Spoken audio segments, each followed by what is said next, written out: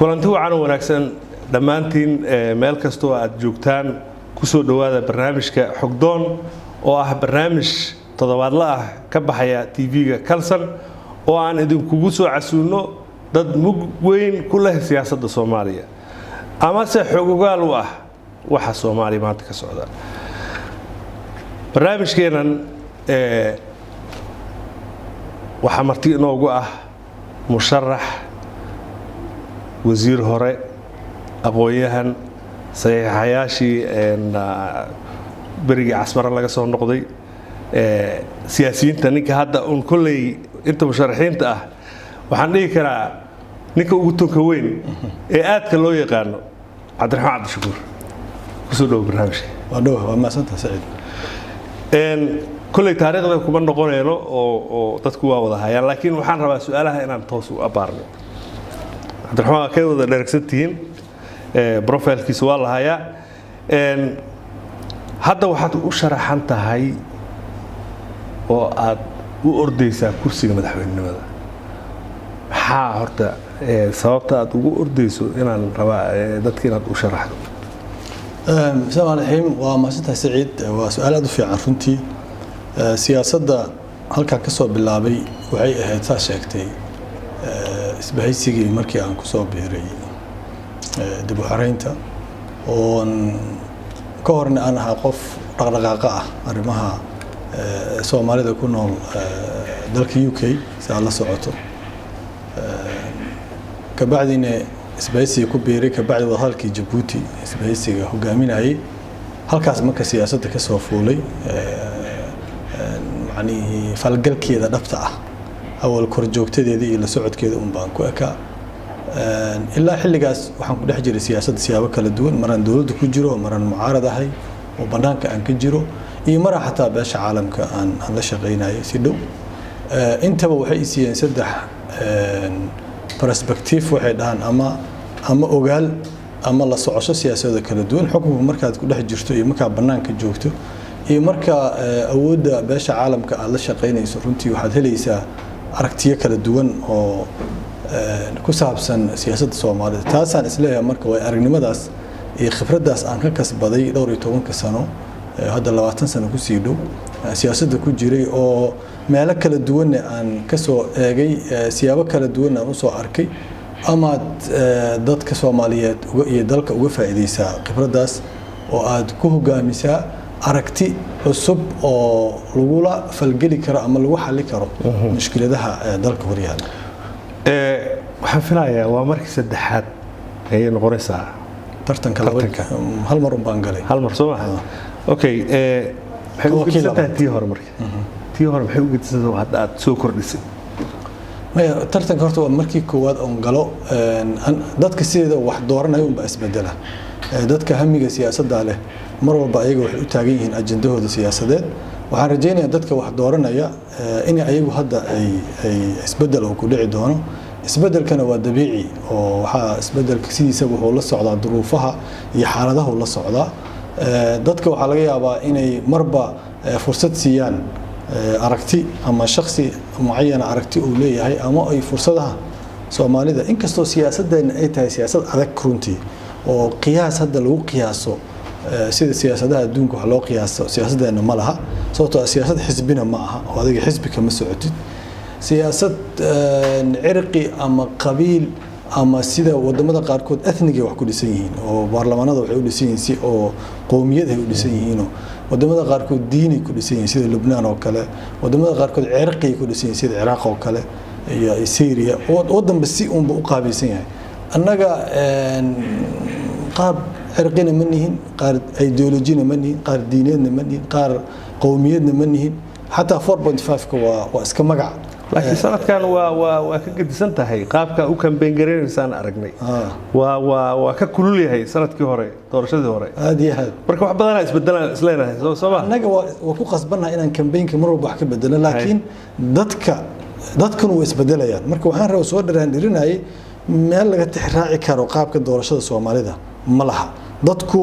ma blog waxay ku codeynayaan xisbi ma waxay kuma codeynayaan blog xisbi blog ideolojina kuma codeynayaan blog qowmiyadna kuma codeynayaan waa adiga iyo wuxuu ilaahay kaa siiyo dadka codka bixinaya laakiin waxaan rajaynaynaa maadaama social media iyo dadka access ama galaangal ay leeyihiin xog badan ay heli karaan dadka musharaxiinta ee dadka tartamaya ay ka heli karaan inay taas wax weyn tari doonto oo markii hore aan sanadihii hore la heli jirin ama kaltamadii hore asleeyahay ama wax soo kordhisay waxa ku jirta dadka aad siyaasiyiinta aadka u isticmaala social media waxaan arkay nin leh Cabdiraxmaan waxbaan ka sheegay waa iga tuuray marka xoogaa ma adaa tuuraya mise dad kula shaqeynaya tuuraya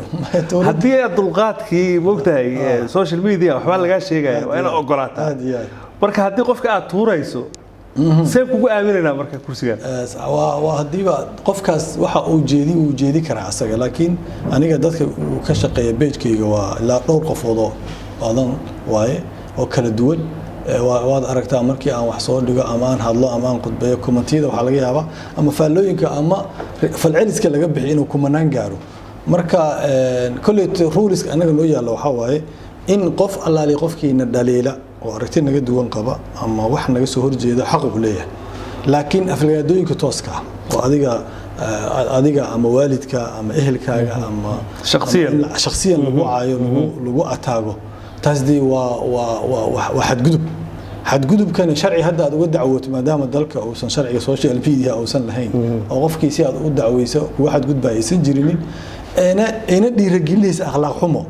ma adiga page-kaadu maad furo inaad ku dhiirigeliso akhlaaq xumo oo caay waalid iyo caay adiga isirkaaga ama qabiilkaaga ama dadnimada la caynayo inaad u saamaxdo ma laakiin qof allaali qofkiina dhaliila naga ra'yi duwan na cambaareeya xataa waa qaldantihiin na dhaho wax dhibaato annaga kuma qabno waxaa laga yaaba marka dhallinyarada annaga intaas baan u sheegnay unanina dadkii wixii insulti ah oo xadgudub ama shakhsiga ama diinteyda ama waalid ama siyaasadaada waa la qabiil boqolkiiba boqol qofkaas un baan runtii annaga aan laga yaabaa inay dhaliisha ay ku dhacday marka xagga social media dadka kuma arkaan kalibiyaad soo dhigtaa oo gaagaaban fariimaad gudbisaa waa wax aad loogu baahan yahay laakiin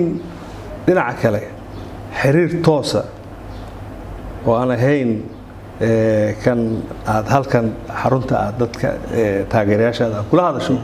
ma aragna Cabdiraxmaan oo xarunta inta ka baxay bulshada ku dhex jira siyaasiga dhabtaana waxa dadka ay u baahan yihiin waa nin bulshada ku dhex jira maxaa loo arki waayay runtii aniga waxaan ugu duwanahay dadka kale laga yaabaa aniga 4 sano iyo bar yaan hawshan wadaa kambeynkii aan bilaabay 2015 sanadkii hore doorashada aniga maana ka tagin dalka dadka joogaan ahay markii uu guuleystay madaxweynaha hadda xilka fadhiya waan joogay aniga shaqadeydii xisbinimada iyo qaabkii mucaaradnimada oo u haysta inay tahay institution kamida dawladda hay'ad kamida dawladda inay tahay yaan aniga shaqadeedii aan hayay marka dadka aadan dhaxgalay ama qurba ahaato aadan u tagay ama gudaha dalka waxa laga yaabaa inaan gobolada qaarkood ama dawlad goboleeda qaarkood 4-3 jeer aan tagay oo dadka la kulmay oo dhaxgalay dadka uu dhaxgalka badan isku haystaaba inaan ahay dadka bulshada ah magaalada Muqdisho oo kale doodaha fadhiyada oo waliba furan doodaha furan ee dadweynaha ka soo qayb galay hadii la tiri hadeertaan waxa laga yaabaa qofka ugu badan oo dooda ka qayb galay inaan ahaado oo sababta ay ugu baagsatay dawladda waxa kamid ah doodaan bilaabo dadka magaalada dhalinyarada iyo dadka media iyo bulshada inaan dhex galo oo dhex socdo waa laga yaabaa de xorriyadii aan rabno ma haysan amniga daraadiis oo niman argagixisaha dadka aan kala sooceynin oo laga yaabaa inay qarax kula daba joogaan ama ay maanta ku beegsanayaan ilaahay waa naga badbaadiyay inta qarax ay nala beegsadeen xisaab dhowr waa ka badan tahay runtii markaas inay naxanimto maahan aniga waxaas leeyahay dad dhaxgalka iyo safarka dalka gudihiisa iyo dibadiisaba dadka ugu badan inaan isku tiriyo aan kamid ah xisbiga wadajir hadda muddo soo shaqeynayay waxaan xasuusanaa mar aad ku baaqday in dhaqaale loo aruuriyo oo contribution dadka ay geystaan waana wax fiican oo xisbiyada caalamka dadka qaar si qaldan ay u fahmeen oo lacagta Cabdiraxmaan ka dhamaatay laakiin sida saxda ah contribution-ka input inaan wax ku darsado waa wax fiican wax ma ka hesho horta waa ka helnay waana sheegnay waxaan ka helnay ma qarinba laba arin oo caqabad ama saddex aan caqabad noqoto ku horta xisbiyada la joojiyay oo doorashadii waxa la doorasho xisbiga lagu galaayo ma aha labo doorashadiina waa istaagtay waxay noqotay marka halgan kale oo doorasho dhicis wax la yiraahdo inaan doorashadii soo dhicino inaan ku mashquulno oo galnay oo ogtahayo madaxweynaha hadda jooga 2 sano extension ah oo muddo kororsi iska sameystay marka aniga asxaabtii kale siyaasadda ku jirta ama musharaxiinta ama dadkii bulshada rayidka ama odayaashii ama dadkii magaalada dalka joogay ba qaybaha kala duwan bulshada waxaan halgan u galnay inaan la diido muddo kororsiga taasana aan u leexan dhinacaas laakiin anaga dhaqan aan bilownay oo in laga daysada aan rabno dad kale nagu soo raacaan muhiim ah hadda inaan deeqda u baahanahay ama donationka ama taageerada u baahan aan helno laakiin dadka Soomaalida waa in la baraa inay dadka siyaasiyiinta si ula xisaabtamaan ayaga ay maalgashadaan adduunka siyaasad maal la'aan shaqaysaa ma jirto waa loo yahay taas laakiin dadka maalgashta dadkooda ma lama ogolo ogta UK ka timid banaanka laga ma caawi karo صح واي mana la ogolo donation dadka ku seenin in qaadato wali xataa donationka waa xadidan yahay limadu leeyahay marka waxa soo dhan in sharciyo laga sameeyo ra'yigii la abuuro wacyigelintii la sameeyo dadkii lagu baraarujiyo baarlamaanka sharci la geeyo oo sida loo maamulayo kambeynka dhaqaalaha ku baxay waxa soo dhan loo baahan yahay oo waxaan la leeyahay baarlamaanka hebel doorasho ma sameeyay cawada sida hadda ka dhaceysay markii senatarada dooranay sababtoo lacag ay sugayaan waa diiday inay doorashadii ay galaan waxa noocaas in laga hortago la joojiyay qidmada marka la bixinayo waa sanad la fiiga Soma oo xisbiga waa fiigiisa inta xisbiga uu shaqeynayo la ogolaa xisbiyada fiiga sanad haya tira ahaan ma noo sheegi kartaa inta hadda is registraysay xisbiga dadka inta anaga maadaama xisbigii la joojiyay 3,000 dhowr ayagoo maraysan anaga aan istaagtay systemkii diiwaangelinta iyo wixii maadaama nidaamkii xisbiyada dhanba la xiray oo la yiri waxa loo noqday 4.5 iyo qabiilkii nasiib daro waa sax waxaan xasuustaa berigii London aan joognay Cabdiraxmaan wuxuu ahaa Cabdiraxmaan Tashkuur nin active oo community u adeegaya contributionkiisa uu cadaa waxaan kaloo xasuustaa Somali Concern Group dastuurkeedii ninkii qoray inaad ahayd bulshada waa u adeegaysa hadda laakiin Cabdiraxmaankii aan naqaanay xagga siyaasadda u batay bulshada wax la taaban karo oo Cabdiraxmaan ceel qodaya Cabdiraxmaan iskuul furaya ma aragno aaway kaalintii kale ee saameynta bulshada waa fiican bulshada waxaan ugu adeegaa waa ku sheegay bulshada waxaan ugu adeegaa maadaama aan siyaasadda galay inaan dadka aan sheegay mucaaradkan aan saan ku sheegay oo kamid yahay hay'adaha dawladda oo kamid yahay dadka in la baro in ay u shaqeynayaan hadda waxaan ugu shaqeynaynaa inaan dawladda ka celino oo check and balance ama dheelitirkii shaqadii dheelitiranka oo dawladda inaan dheelitirno oo aysan dad ku baxsanin oo laga hor istaago ani waxaan aaminsanahay haddaan shaqadaas la bilaabi lahayn oo markii aan bilownay annaga aan bilaaway dad badan oo kale aan ugu soo biiray gadaal runtii haddaanan markaas bilaabi lahayn maanta dalka indha kale u yeelaha oo awoodda nimanka haysta ee dadka ku baxsaday ee qof kasta inay jiiraan oo xoog ay ku maquuniyaan rab haddaan anaga isku dhigi lahayn nafteena halis gasho runtii haddaan la isku dhigi lahayn waxay ahaa lahayd halis dalka maanta meel fog oo laga soo celi lahaa runtii waxa nafurka weyn oo dad u qaba lahaa ama bulshada Soomaaliyeed aan ugu adeegi lahaa aan ahayn inaan joojiyo taasne hadda ma garanayo waxa laga yaabaa ceel la qoday iyo inay shaqo fiican tahay samafal fiican ay tahay inkastoo aan samafal ka shaqeynid oo siyaasad ka shaqeeyo laakiin sidii ugu fiicneed ama ugu tadxiyo badneed nafur badneedan aaminsan ana ugu adeegay waa soo gali doonaa tan dhibaatooyinka xagga iyo gaar ahaantii shakhsiga ay ku soo gaartay qorshahaaga waxaan u kala qaadayaa 5 qodob oo aan rabaa su'aal walbo wixii aad barnaamijka oo aad ka damacsatay inaad nooga jawaab haddii lagu doorto tan kuwaad waa amniga wuxuu yahay qorshahaaga runtii amniga dee anaga waxaan u fahamsanahay ayaa u baahan nafteeda in xal laga gaaro amniga naftiisa because amniga anaga hadda naga maqan dadka Soomaaliyeed inta badan waxa isaga dhex jira oo u baahan in la kala saaro amniga iyo xasiloonida qisayar oo hadda ka hor ninaan saaxiibnahay oo waxaan rabaa dadka inaan la wadaago oo ku qoray Facebookiisa wuxuu yiri nin generaal ah I think ama cornel buu ahaa oo Hargeysa jooga 8meedii iyo niman ajnabi ah u yimid oo kuwan assessmentiga dhulka baara oo raadiya shirkad ka socda kuwan shaqada baara konoki waxay ma garan kar hadda exactly magaca uu sheegay marka wuxuu yiri waxaan rabaa inaad markaas banda wala soo rugay oo aan baabuur four wheel drive inaan la fasixin ilaa taliyaha qaybta u fasaxa maahane ninkii baabuurkii nimanka ajnabiga u fasaxay markuu u fasaxay nimankii gaarigii ay wateen ay soo noqday hawshooda soo dhamaysteen wuxuu ku yiri su'aal weydiiyay wuxuu nimankiina waxaan weydiiyay Soomaali ilaa 60kii waxaan baaraynaa umbaad ku haysaan ma Soomaaliya waxba ku jirin mise idinka daacad ka ahayn waxaad baaraysaan ninkii waxa weydiinaya taliyaha Soomaaliga nimanka ajnabiga waxay ku dhaheen Soomaaliya waxay u baahan tahay nabadgelyo wax looga baaro markaasuu yiri nabadda ka badan hadda Soomaaliya aad raadinaysaan intaad baabuur qaadateen meesha rabtaan aad ka marteen dalka idinkoo qof in ilaalinaysa jirnood meesha rabtaan aad ku soo noqoteen nabadda aad raadinaysiin maxay tahay wuxuu yiri nabadgelyada iyo xasiloonida iska ka qaldan oo yiri adiga taliye oo maxaa dhaco dhahay dalka xooga ku haystiin oo dhahay inqilaab ku qabsateen daqiiqad kasta ayaa dadkan idinka social contract heshiis bulsho ku mooda joogtaan daqiiqad kasta xukunka leen ka tuuri karaa dadka aan ku kici karaan oo yiri shidaalka iyo maalgashigiisana wuxuu u baahan yahay sanado fara badan oo 50 sano wax u yar 40 sano 30 sano wax la maalgashanayo oo laga sugayo rajo waay wax dhow ma aha marka waxaan u baahanahay stability xasilooni lagu maalgashan kara dalka loo baahan yahay markaasaan waxaan ku yiraahday dhalabaa tahay oo gaal ah oo saas wanacayo dhahay ninkii ajnabiga ahaa oo ugu qoslo way iga tago yiri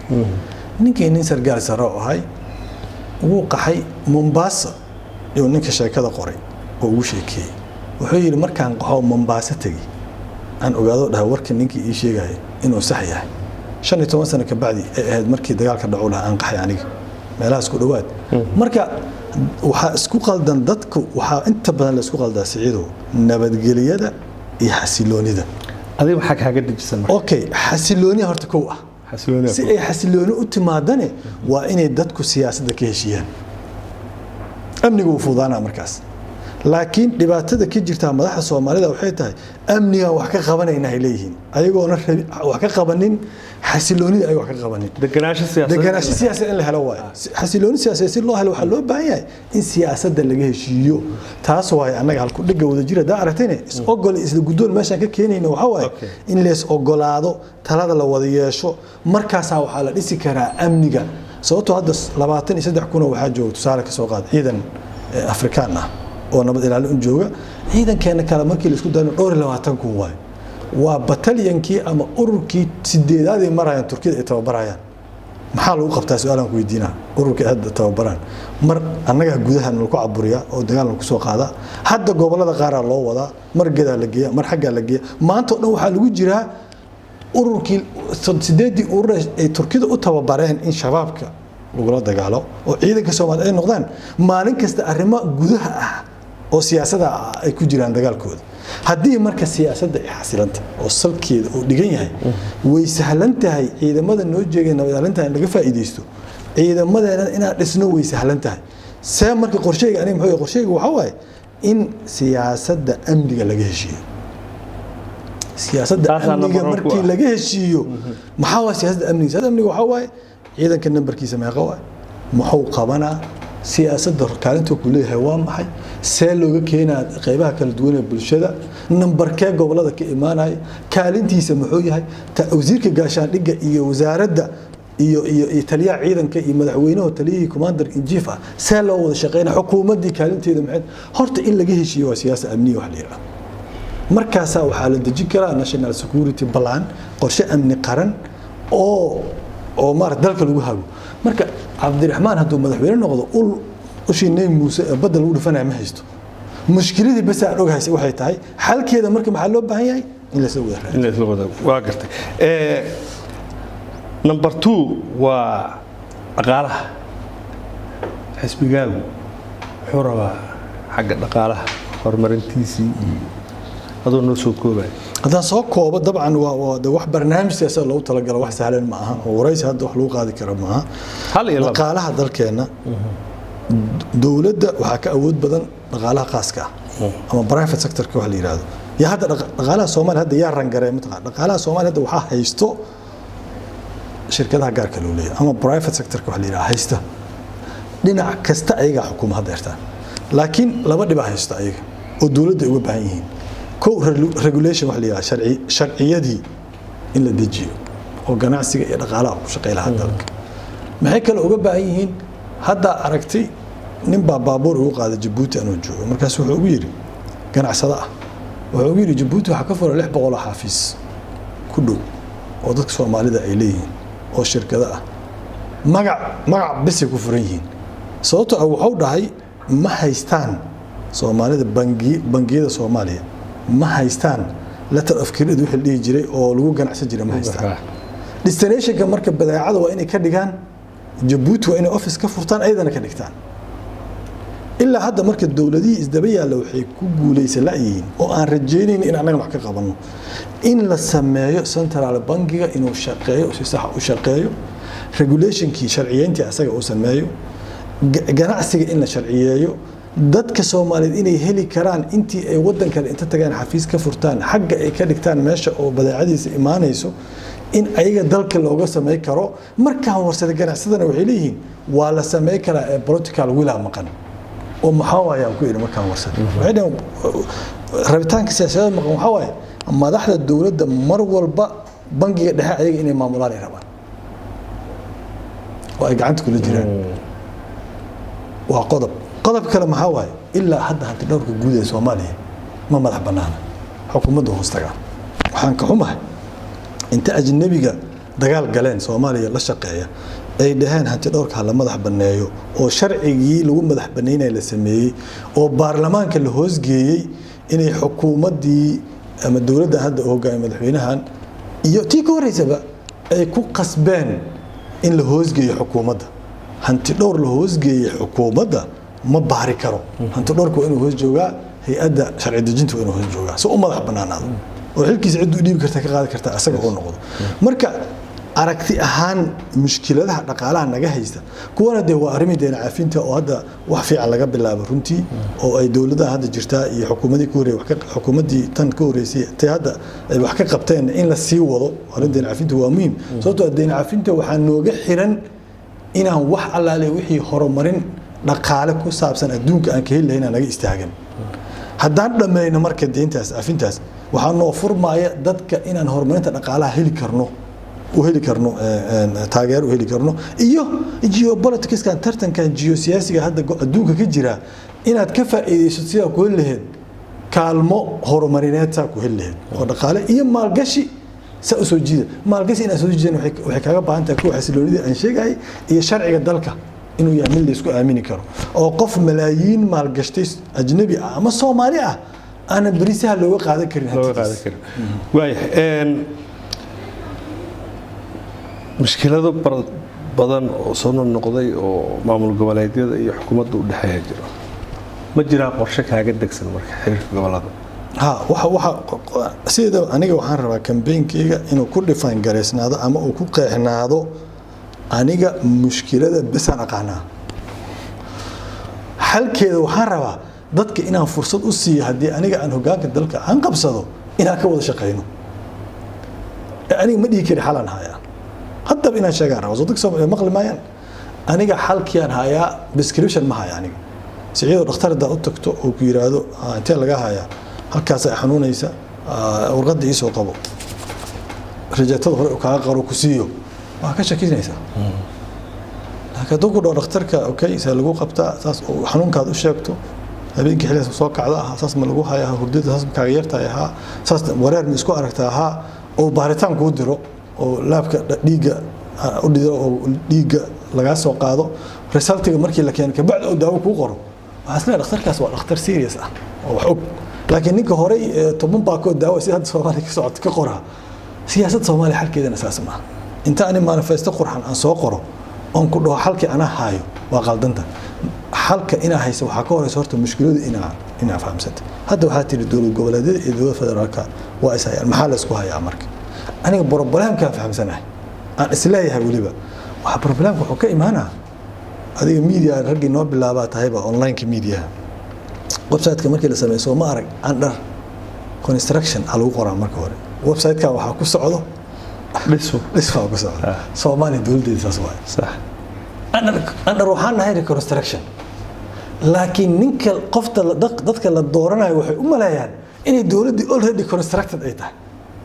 xafiiska markuu soo galaba waa labisanaa taygiisa wuxuu leeyahay dalka anaa madaxweyne ka ah annagana waxaan leenahay meel madaxweyne laga noqdo ma taalla meeshaan dalka muxuu ku jiraa state building alina state building process hadda dad badan waxay dhahaan dastuurka Soomaalida waa iswada burinaa sax waaye ani constitution kan bartay ilaa ma saddex ka sameeyay constitution bulsho qaybsan markii loo sameeyay saas inuu ahaado waay muxuu ahaana ayaga la rabaa inta doodaan ya ay saxan ay dhahaan muwaay isku burinaya waxaan lugta iyo majaa inuu iska xiriyo maartay waa loogu tala galay dadka constitutionada degay waa yaqaanaan ambiguity ma la raba in la kala ergareeyo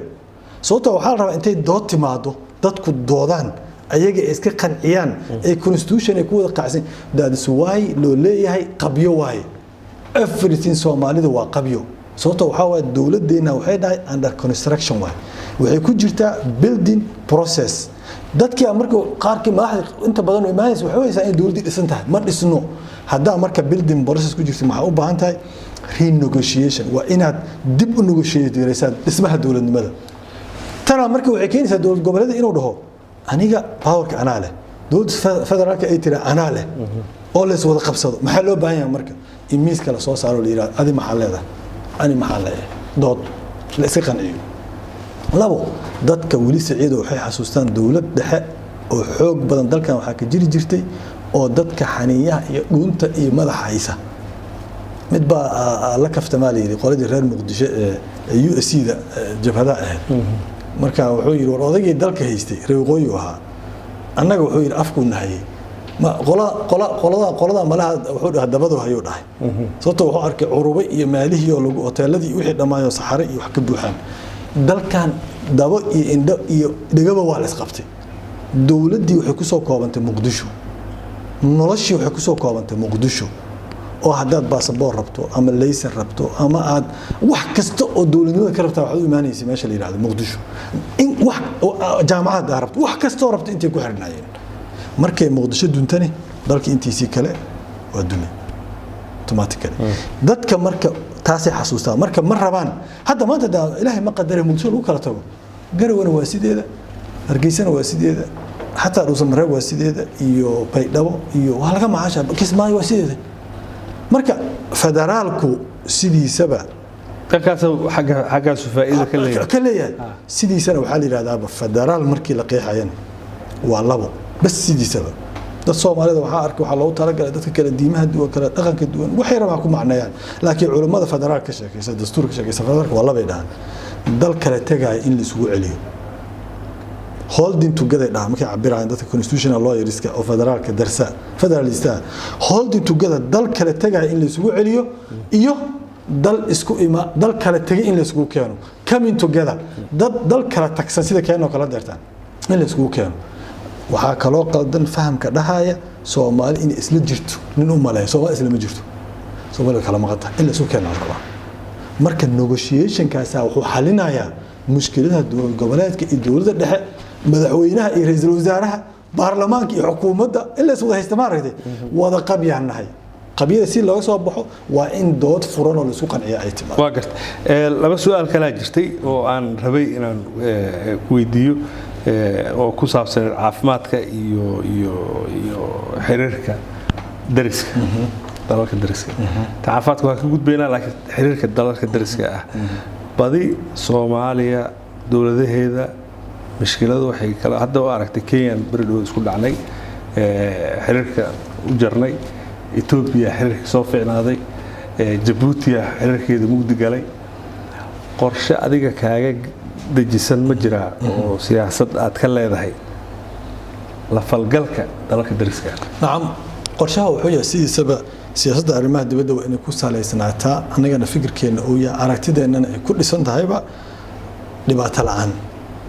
waana inay ku kala soocan yihiin saaxiibka walaalka iyo midka dhow waxaan ay ku magacaabaan special relationship in Ingiriiska iyo Mareykanka waxa ka dhaxay waa la yiraahdaa special relationship oo dawladaha kale ee reer galbeedka aan ka dhaxaynin annaga dawlado inay naga dhaxayaan special relationship ajiro maxaa special relationship sal waxa uu ah dhaqan diin luqad iyo isra u ah waa Djibouti oo kale maba ahaba in ay nolol sinaato dawladaha kale special relationship oo yahay anaga xiriirka Djibouti oo markii ay la taabto anagana la taabto ay kamid tahay sidii ay ahaan jirtay dawladaha kale dariska Kenya iyo Ethiopia dawladaha aan darisnahay waay saaxiib aan noqon karnaa waa isqoomi karnaa in isqoonana ma fiicna dawlada aan walaaltinimo sheeganay walaaltinimada markii maxay ku saleysan tahay marna isri ku saleysan tahay sida Djibouti oo kale marna de dhaqan iyo diin ku saleysan tahay marka horta waa inay noo kala saareen cid aan la macaamilayn anaga sayihiin waa qodob midda labaad maslaxada Soomaaliya meesha ay ku jirto inuu qofka Soomaaliga hogaamiyaha daba socda la rabaa laakiin maslaxadaas ay ku keenay ma aniga iyo dhowrka kambeynka igala shaqeysan madaxtooyada tagtay aan maslaxada Soomaaliya dhifaan gareyneen أنا مساحة سومالية ما جانجوي كرنا مساحة سومالية هي أديه جانجوي لها أنا قرر من أنا نسنو هذه لا ترى نقول يصير أول اللي هذا national security هي أداة أمنية قرن كواي وإن اللي هي أداة أمنية قرن كواي هي جانجويان حاجة دنت سومالية تعالى وايح تصالي رأي كسينا وكبحة ما له حسوا حالي يدي النظام كهذا حيل كيس الأمال وحاسكون عنه مريكان كيسكو دولة مريكان كأمريكا إكستنشن كي واحد جديد والله بحي سفير كي جينا على وعي كيروش قال وعدي واو ورسل حي إنما كهذا ياشا محيك وحالي يدي روش كي جينا علينا من دام مريكان كي أسكو حمال ولا لو روش كي جينا من ضد مير اسكي تاجرها أو مركا هذا مريكان اسكو حماتين اسكو وعني سدمية ما جينا يروش كي سياسة ده أرماد تبدأ عيدي ودك سنته هاد وصوماليا ما كنت جرتها رادر ك سياسة أرماد تبدأ تشاينا هرت ما كنت جرتها ناس ويديسوا هذا اللي ودن كفصبا مرب قرش وليه هرت قرشة أنا ما كنت جرناها ما هذا حناقض جاينا يوعى مريكان أسكت عنه عقل كان صومالي وسيا شخصي لو فكر سياسة أرماد تبدأ الجمهور معنا سياسة أرماد تبدأ national interest هي هذا جانجويا معمولة حتى أنا مدحين النقط مكود ديارسية هي وزير الكوات ما waxaan xusuustaa adigoo saaxiib la ah farmaajo xilligii campaign-kii hore xasan sheekh horta maxaa isku dhacdeen adoo noo soo koobay maxaa keenay isku dhicin horta muxuu ka ma isku dhicin ba asagana madaxweynuhu noqday shaqadii oo idinko kala tagsan oo waxaan aragnaa farmaajo markii hore mucaaradan isla ahayd oo waxaan ka soo wada horjeednay madaxweynaha xilka fadhiya asagaa talay dalka qabtay shaqadii loo igmado mandate-kii la siiyo qabana anigana shaqadii la igmado asaga inaan jeegarayo oo dheeli tiraan qabana wax naga dhaxeeyo personal ma jiraan nin walba shaqadiisa haystaa anna waxaan leeyahay madaxweyne farmaajo wixii ballan qaaday aaway 1 2 3 4 5 6 soo halba soo kaca maxaa laga qabtay maxaa laga sameeyay dawladdu saasay tiri maxaa waxaasay tiri sax miya shaqada waa taqaana mucaarad shaqadiisa waa intaas subax baarlamaanka ingiriiska waa taqaana electionka oo dhamaado prime ministerka arbacada laakiin tiina shakhsiyan oo ogtahay mid shakhsiyadeed oo ogtahay dadka marka aad fiiriso Cabdiraxmaan hadaladiisa iyo bulshada aad fiiriso Cabdiraxmaan shakhsiyan attack ama weerar farmaajo marka maxaa isu xagee isku dhacaas ka bilowday dadku ay yaraatay personal naga dhaxeeyay haba yaraatay waxaan asoo shakhsi naga dhaxeeyay su'aal kale aan rabaa ku weydiiyo hadda waqtigiisii waa dhamaaday hadduu soo sharax ma aqbalaysaan حق له ومواطن سومالي وترتمي كرا labadii sano ee aad shalay ka diideen sanadkii hadda sii dhamaanay si indirect u aqbashay Soomaa waa ayaan daro haye waxay kamid tahay waxyaalaha oo caqabadaha u dhigay kamid tahay naftiisa ma fududeynin sidiisaba doorasho madaxweynaha fadhiya waa inuu fududeeyaa ama xil ka dhamaaday saas ku soo jirtay dalkan laba doorasho gudaha ka dhacday labana waxay ka dhacday dibadda oo artana mid ka dhacday saala socoto Eldoret mid ka dhacday labadii kale gudaha ka dhacday labada madaxweyne ee talada hayaa fududeeyay say doorashadu dhacdo iyo labadii ra'iisul wasaare ugu dambeeyay ayaga la tartamayay wala socotaa waa gaasi waxay ahaayeen Umar Abdulrashiid iyo Sheekh Shariif iyo Xasan Sheekh labada madaxweyne labada ra'iisul wasaare waa tartamayeen doorashada markay dheelitiray lahayd maadaama ra'iisul wasaare uu tartamayo dheelitiraa jiray doorashadiina waa la fududeeyay mid walba wuxuu isla adag guuleysanay anaga waxaan aaminsanahay farmaajo ragiisa waxay ka cabsadeen guusha doorashada daas way u aadeen muddo kororsiga haddana waxay wadaan carqaladii wadaan hadda ra'iisul wasaarahan iyo madaxweynaha way isla socdeen ra'iisul wasaaraha markuu doorashadii maamulaya si feer ah maamulaya madaxweynaha qartab oo isqaniineen annaga waxaan u baahanahay doorashada in hore loo socodsiiyo wax ugu jiro farmaajo inuu doorashada daahiyo ma leh waayahay anoo kaaga tacsiideynayo dhibkii lagu geystay iyo askartii halkan lagu laayay allah u naxariisto dhibaatadaasi dhacday sarkaalkii hogaaminayay markii dambe ee aad adigu dacweysay ee maxkamadda London uga furtay horta kiiskii maxkamadda waa la xiray soo ma maxkamad kiiskeeda la xiray ma jirtay cidna ka wadaa maxkamadaha waa badan yihiin maxkamadii gurigaaga lagu soo dacwadii gurigaaga kiiskii waa ka qabo hay'ad horta dalka gudihiisa waa ka diidan la ka qabto xilaalintii alaan dacwada markay jinaa'i tahay ama ay tahay dambi faldambiyad ay tahay ama ay tahay waxaan dhahaan ciqaab ay tahay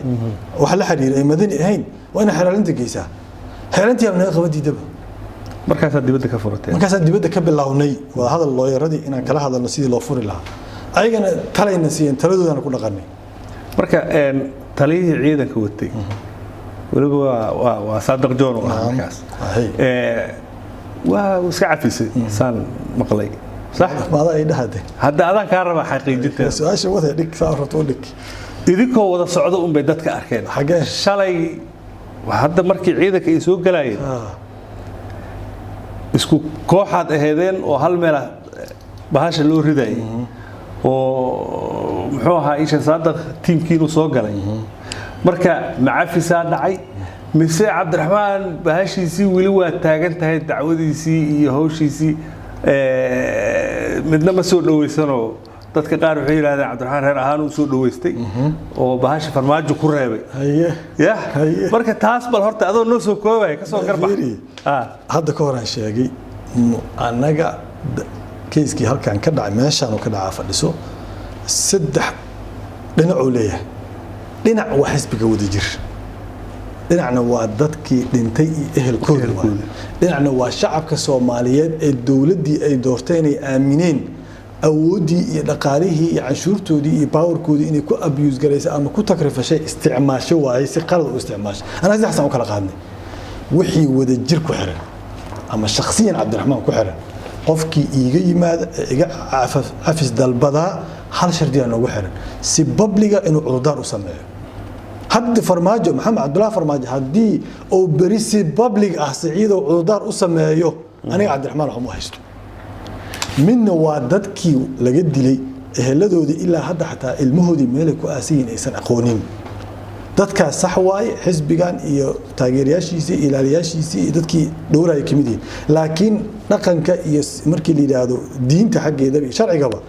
automatically dadkii dhalay inay dadkaas dacweystaan ayaga xaq u leh anaga aan ku saacidno midna waa mid shacabka Soomaaliyeed inay kula xisaabtamaan qof kasta ama taliye ahaad ama madaxweyne amarka waxaan may wali ma cafinin hal inuu baan ka cafiyay oo ii yimid oo si public u daartay nin qof kasta waa inuu ii yimaada ama xisbiga u yimaada dadkii habeenkii meesha ku jiray oo si public yiraahdo waa ka xumahay falkaas inaan sameeyay taas ninka sheegaysan ama dhaxmarin okay mushkilada waxay ka taagan tahay galmudug inaan soo koobanaan rabaa adiga reer galmudug aad tahay reer hiirana tahay laakiin galmudug lagu xisaabinaya xilliba kursiga halkaas u yaala maxaa ka qaldan galmudug adoo noo soo koobay waa ka xumaa wallahi saakan waxaan fiiriyay ayda Soomaaliland kumanaan kun book fair ay ka soo qayb galayaan dad Puntland ee doorashadii ka socoto horta waa u taanideynaya maamulka dowlad goboleedka Puntland doorashada maxalliga ay bilaabeen way ficnaan inay galmudug saas noqoto laakiin galmudug iyo Hirshabeelle iyo Koonfur Galbeed waa isku mushkilad mid maalin bay ka kacdaa maahan mushkilada saddexdoodaba waxay satellite u yihiin dowladda dhexe dowladdan dhexe ama kuwa hadda jooga ama kuwii ka horeeyay runtii galmudug markaan kaliya marka dagaalada kama dhicin markii horena waa ka dhacay dowladda tii ka horeysan waa ka dhacay waxay satellite u yihiin dowladda dhexe maamulta ayada gacanta ku haysata macni maamulka deegaanku ma madax banaana oo madax banaani asaga oo leeyahay ma jirto taasoo mushkiladii qayb ka tahay waxa kale oo qayb ka dhigay wali masal dhigin oo hadda waa la socotaa Puntland nafteeda oo hadda maanta doorasho loo kala ku jirto mara jaamacada waxa isku dagaalayay iyo Cabdullaahi Yuusuf dagaal ka dhex socday oo mar adoo la socotaa mar la bixinayay oo waa la isdagaalayay oo laakiin stability la gaaray markii dambe galmudug wali waxay ku jirtaa dagaalkii iyo loogankii ku jirtaa laakiin aniga waxaan qabaa halka galmudug wuxuu ku jiraa hay'adaha galmudug ee dastuuriga ahana inay yihiin lama taabtaan dowladda galmudugna ciddii complain ama mushkilo ka qabta hore u sheegay inay wada nabadeed u marta xalkeeda dowladduna wada nabadeed ay ku xaliso laakiin hadda waxaa taagan dadkii galmudug xalkeeda rabeen wada nabadeed kuma socdaan dowladdiina sida muuqato wada nabadeed xalkii uma rabto labadaasba annaga waxaan u aragnaa inay tahay dhawaan waxaa la filayaa inuu soo baxo go-aankii badda maxaa filaysaa horta marka hore adoo noo soo waxaan filaya inay soomaaliya guulaysato waayahay markaan ka hadlayno haddaan dib ugu noqono heshiiskiisa afgaran ee badda weli mugdiya ku hareeraysan oo dadka soomaalida si walbaad u hadashay si walbaad u sheegtay ilaa ay hadda dadaa weli waxay aaminsan yihiin in cabdiraxmaan oo qayb ka ahaa marka waxaan jeclaan lahaa bal arrintaas